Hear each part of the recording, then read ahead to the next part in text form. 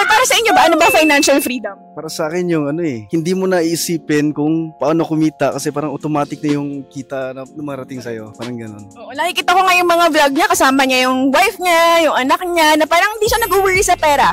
Nakita ko nga yung life mo before, namang binakita mo yung video mo noon na talagang hindi kayo sobrang financially well off, no? Pero because of Forex din.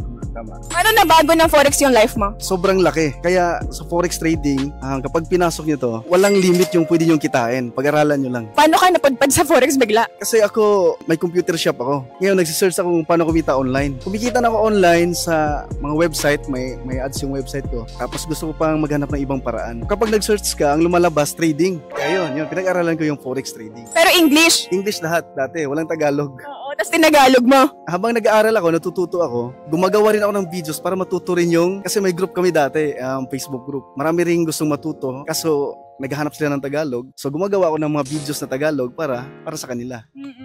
So talagang, talaga dadaling ka talaga ng path mo dun sa kung saan ka magiging successful.